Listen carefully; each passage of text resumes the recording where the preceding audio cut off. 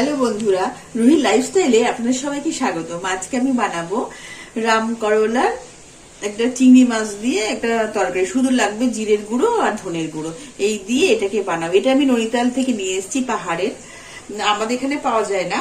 এটা হচ্ছে আমরা যেমন করলা হচ্ছে আমাদের করলা তিতো, আর এটা ওদের ওদের এখানে রাম করলা হচ্ছে মিষ্টি। এটা মিষ্টি একটা ফল, মিষ্টি মানে তিতো না। এটা আমি আজকে বানাবো। চলুন এটাকে আমি কেটে ধুয়ে পরিষ্কার করে তারপরে এসে দেখাচ্ছি। আবার আমি এবার গ্যাসটাকে জ্বালবো। কড়াইটা একটু গরম হোক। কড়াই আমি সর্ষের তেল দিয়ে দেবো। তেলটা একটু গরম হোক।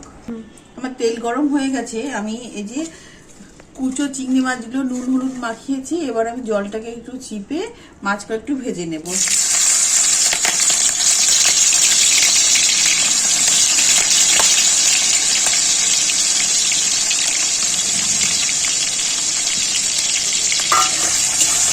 মাছটা একটু ভাজা ভাজা হয়ে গেলে আমি তুলে নেব। মাছগুলো আমার ভাজা ভাজা হয়ে গেছে। আমি হালকাই ভাজবো মাছগুলো, কেন চিংড়ি মাছ বেশি ভাজলে তুলে নিচ্ছি। আমি এই তেলেই পাঁচফোড়ন দেব। পাঁচফোড়নটা একটু ভাজা ভাজা হোক। দিয়ে আমি আলুগুলো এইভাবে কেটে রেখে দিয়েছি। আমি এই আলুগুলো এই তেলটাই দিয়ে দেব। আমি আর এক্সট্রা তেল দেব না। আমি আলুগুলো দিয়ে দিলাম। পাঁচফোড়নটা ভাজা ভাজা হয়ে গেছে, আমি আলুগুলো দিয়ে দিলাম।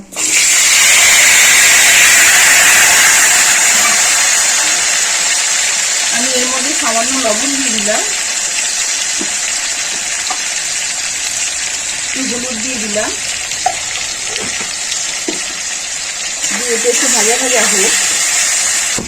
আমি আলুটা আধা ভাজা ভাজা করেছি, কেননা আমি এর মধ্যে এই রাম করলাগুলো দেবো। রাম করলাগুলো কেটে এইভাবে হয়েছে, এর মধ্যে বীজ ছিল, কেটে আমি পরিষ্কার করে ধুয়ে রেখে দিয়েছি।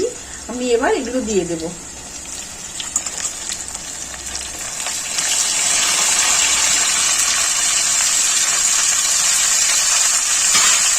এগুলো নৈনিতালে, এগুলো পাহাড়ি ফল। নৈনিতালে আমি একবার ওখানে খেয়েছি একদিন, কিন্তু ওরা এইভাবে রান্না করে না। ওরা তো মাছ খায় না, মাছ খুব কম খায়। আমরা যে 10 দিন ছিলাম ওখানে গিয়ে, আমরা মাছ একদিনও খাইনি, কারণ মাছ খাই না ওখানে। 2-4 জন হয়তো খায়, খুব কম খায়, বা নিরামিষ বেশি খায়। আমি এখান থেকে 4টে কাঁচা লঙ্কা দিয়ে দেবো। এর সাথে একটা গোটা টমেটো দিয়ে দেবো,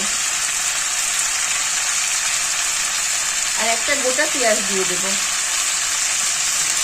আপনারা কেউ যদি নৈনিতালে যাবেন তাহলে এই রাম করলাটা নিয়ে আসবেন, কেন খেতে সত্যি দারুণ খেতে। ওখানে আমার খেতে ভালো লেগেছিল। কি আমরা যখন গাড়ি করে আসছিলাম রাস্তাতে আখরোট আর এই রাম করলা, তারপরে গাজর এসব নিয়ে বসেছিল, তখন ওখান থেকে আমি এই রাম করলা 1 কিলো কিনেছিলাম। 1 কিলো 60 টাকা নিয়েছিল।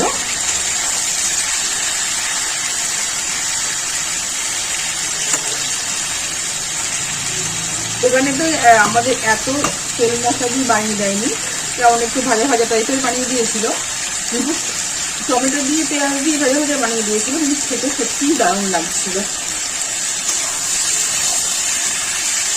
আমরা গাড়িতে আস্তে আস্তে আমি আবার আমাদের যে ড্রাইভার ছিল কিষানজি, গাড়ির ড্রাইভার যে কৃষ্ণাজি ছিল, উনি তো খুব ভালো মানুষ। উনি আমি সেটা নেবো বললাম, উনি বললো নিয়ে যান, এটা খুবই ভালো খেতে। ওরা ওখানে এটাকে এমনি শুধু ভাজা ভাজা করে খায়। আমি জিজ্ঞেস করলাম যে কী করে রান্না করতে হবে, বললো ভাজা ভাজা করে। আমি আমাদের এখানে এসেছি তো, ওই জন্য আমি আমার মতো করে চিংড়ি মাছ দিয়ে রান্না করছি।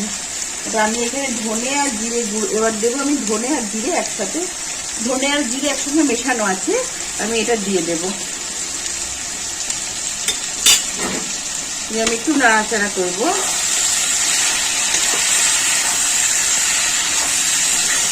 আমি একটু সামান্য লবণ দেবো, একটু লবণ লাগবে। দিয়ে চিংড়ি মাছটা দিয়ে দেবো।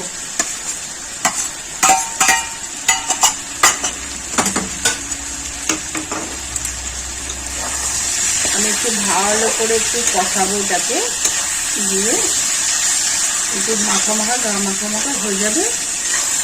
তারপরে একটু ভাজা মশলা দিয়ে নামিয়ে দেবো। দেখুন আমার কষা হয়ে গেছে।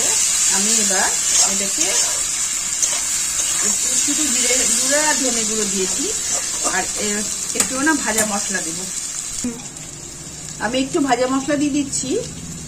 ভাজা মশলার মধ্যে আছে হচ্ছে ধনে, জিরে, দারচিনি, এলাচ আর হচ্ছে তেজপাতা, এগুলো সবগুলো, আর হচ্ছে জায়ফল একসঙ্গে ভেজেছি কাঠখোলায়।